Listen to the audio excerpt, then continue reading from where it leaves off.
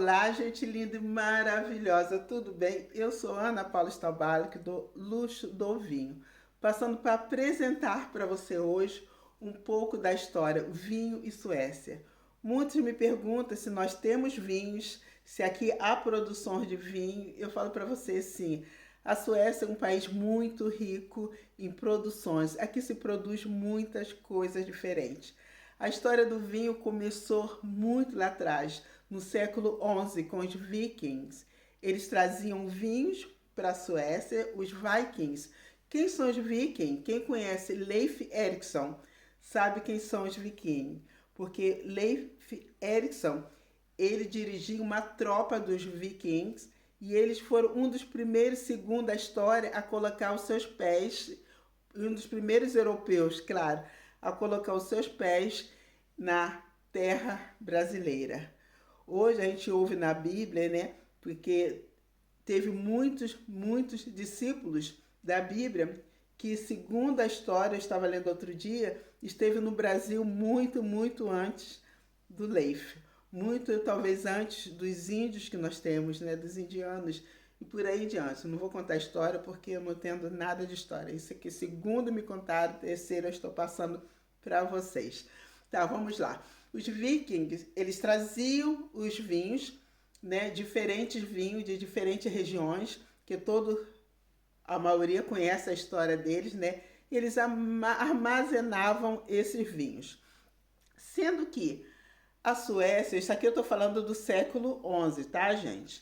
Sendo que a Suécia se tornou um país cristão, dominado pelas igrejas, né? Pelo cristianismo. Quando se tornou cristianismo, eles tomaram posse. Eles que tinham o direito de importar, eles que tinham o direito de trazer os vinhos. Eles usavam os vinhos para as comunhões, como eles diziam, né? Que nós falamos a Santa Ceia, ou a Hórtia, como fala na Igreja Católica. Eles pegaram totalmente o poder, porque o vinho era uma bebida muito exclusiva e muito cara. Então eram poucas pessoas que podiam beber, saborear, né? Degustar essa maravilha que é o vinho. Quando eles tomaram, os príncipes, os aristocratas e a igreja que tinham essas condições de importar o vinho, né? Eles saborearam o vinho e todo o lucro ia para o bolso do governo. Eles tinham festas incríveis, com muitas comidas, com muitas bebidas, sendo que o vinho que mais se usava aqui na Suécia era o vinho branco importado da Alemanha.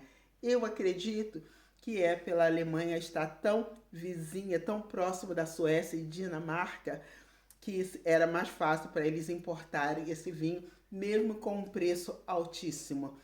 Então, aqui está um pouquinho da história.